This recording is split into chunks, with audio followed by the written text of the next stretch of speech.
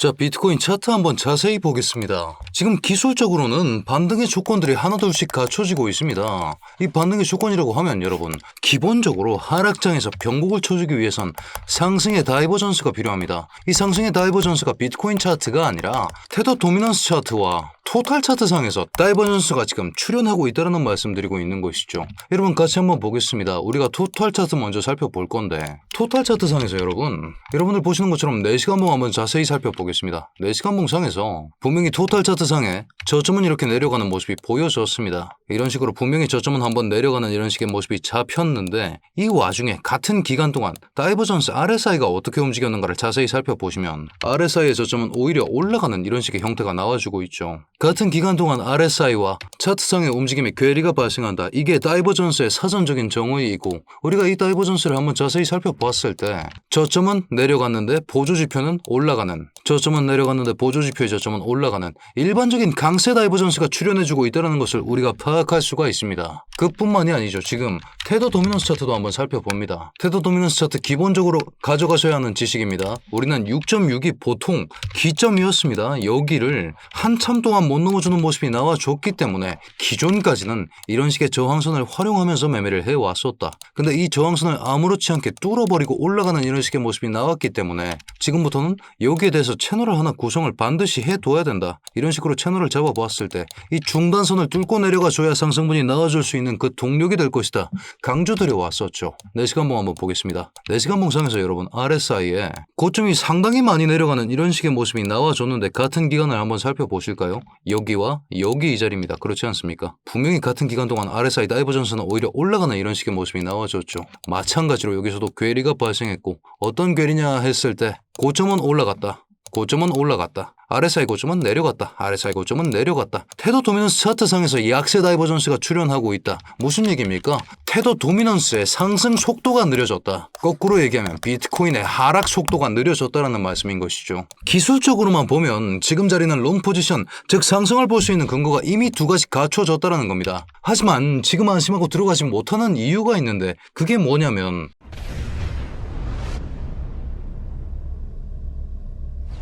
반갑습니다. 현명하게 매매하자. 코인 인사이트의 현우 트레이더 인사드립니다. 자, 여러분 방금 보신 테더 도미넌스 차트의 다이버전스와 토탈 코인의 다이버전스 차트 너무 예쁘죠? 지금 덥석 물고 싶은 그런 심정이 드실 거 제가 충분히 잘 알고 있습니다. 하지만 우리가 반드시 알아둬야 되는 게, 다이버전스, 특히나 4시간 다이버전스는 유효하긴 합니다만 이게 변곡을 의미하는 건 아니라는 걸 반드시 이해하셔야 되고, 확실한 변곡을 쳐주기 위해선 3중의 다이버전스, 이 정도는 확인하시고 들어가시는 게 우리가 보수적으로 잃지 않고 매매하는 거라고 강조드리고 있는 것이고, 지금 기술적으로 아무리 이쁜 자리가 나와주더라도 결국 문제는 뭐다? 결국 문제는 매크로다 여러분. 지금 S&P 500 선물 차트입니다. 솔직히 말씀드리면 지금 상황이 너무 엉망진창 와장창입니다. 이거 4시간 봉상에서 지금 16시간 동안 하락세만 이렇게 두드려 맞고 있는 모습이 나와주고 있는데, 이런 모습 때문에 지금 RSI 30까지 내려가면서 과매도 구간이네, 다시 반등 나올만 하겠네 라는 판단 또한 될 수 있겠지만, 이건 기술적 분석에 불과하다.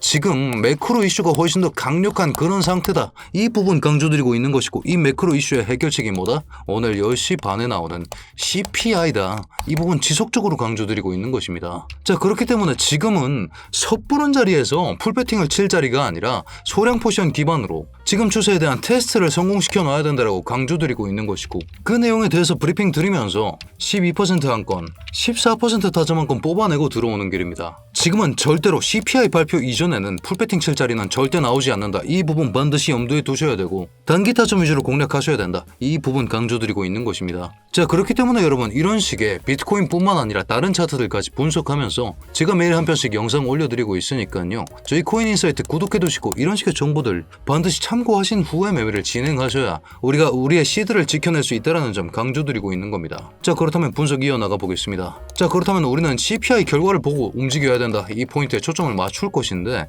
어떻게 움직일 것인가 그 부분에 대해서 일부 영상에선 다뤄드리지 않았죠. 자, 지금 비트코인 도미넌스 차트를 제가 한번 보고 왔는데 이거 조금 충격적인 결과가 나오고 있습니다. 58까지 내려가 있는데, 여러분 지금 알트 보시면 안 됩니다. 절대 알트 보시면 안 됩니다. 혹시라도 디커플링 이거 기대하시면 정말 큰 오산입니다. 지금 시즌은요, 비트 기침만 해도 알트는 독감 걸려서 알아눕습니다. 죽기 직전까지 갑니다. 그렇기 때문에 배팅을 하실 거면 대장주인 비트코인에 집중하셔야 된다는 점 짚어드리면서 지금 차트상에 세 가지 여지가 있죠. 토탈코인 다이버전스가 출연해줬고 테더 도미넌스 다이버전스 또한 출연했기 때문에 지금 장세 자체가 약반등을 기대해볼 수는 있지만 비트코인 도미넌스가 60 언더, 다시 한번 자금이 비트코인으로 집중되어야 하는 그런 장세가 나와줘야만이 이거 두 개 활용하면서 올라갈 수 있다는 점 말씀드리고 있는 것이고, 지금 CPI 시나리오는 명확합니다. 결국 예상치가 2.5죠. 예상치 2.5 기반으로 동률이거나 상회, 하회 이렇게 시나리오 세 가지 짜놓고 대응을 하셔야 된다고 강조드리고 있는 것인데, 가장 좋은 건 여러분 보합 수준으로 나와주는 겁니다.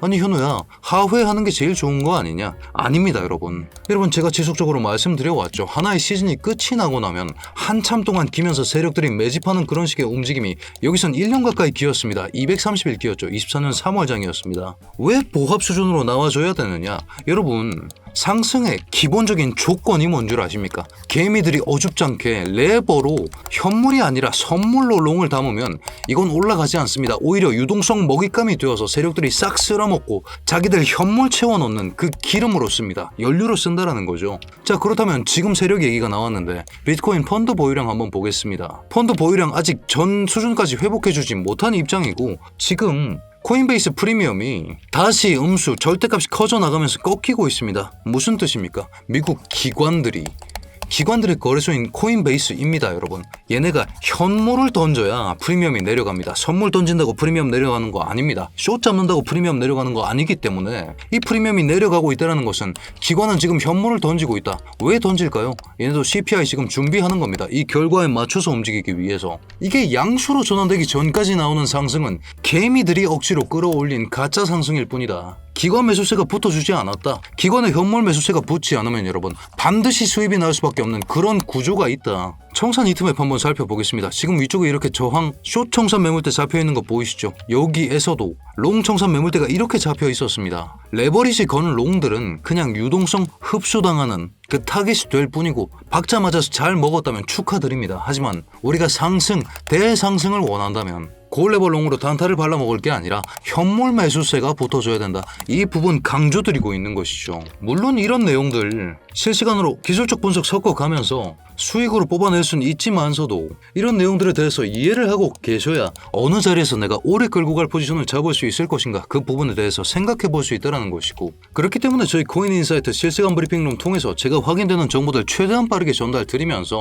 같이 근거와 함께 매매하고 있으니까요. 이 근거들과 확인해 보셔야 되는 온체인 데이터, 특히나 요즘 ES 차트, 나스닥 얘기, 그리고 지금 매크로 장세가 시장을 뒤덮고 있는 지금 현황에서 이슈들과 그 파급력까지 반드시 확인하신 다음에 매매하셔야 된다고 말씀드리고 있는 것이죠. 다만 여러분 입장료 구독 하나면 충분하니까요. 아직까지 구독, 좋아요 눌러주지 않으셨다면 지금 한 번씩만 부탁드리면서 반드시 확인하셔야 되는 이 브리핑까지 받아가신 채로 매매하시길 권장드린다는 것이죠. 자, 그렇기 때문에 제가 보는 베스트 시나리오는 CPI 보합권 나와주면서 2.5% 정도로 나와주면 천천히 우하향하면서 오름숏 타점 계속 쥐어줄 겁니다. 이 오름숏 타점 계속 쥐어주는 거 활용하면서 결국은 여러분 기관이 이들의 습관이 어디 가지 않습니다. 결국 쌍바닥 찍어주고 움직였던 이런 식의 습관이 남아있기 때문에 이 습관 활용하면서 60K까지의 추락분 예측을 해둬야 된다고 강조드리고 있는 것이고, 이런 자리 기반으로 우리도 저점권이라는 생각으로 현물롱 그리고 레버숏, 레버 오름숏 기반으로 해칭까지 진행하면서 모아나가는 생각을 해둬야 된다. 이 부분 강조드리고 있는 것이죠. 사실상 지금 스트래티지 여기 평단 76K입니다. 얘네 매수 더 못한다라고 봐야 됩니다. 디지털 에셋 트레저리들 코인 매집 하나로 먹고 살던 그 기업들 전부 다 나가리 난 상황이라고 보셔야 되는데, 지금 그렇기 때문에 시장을 주도할 동력은 사실상 기관뿐이라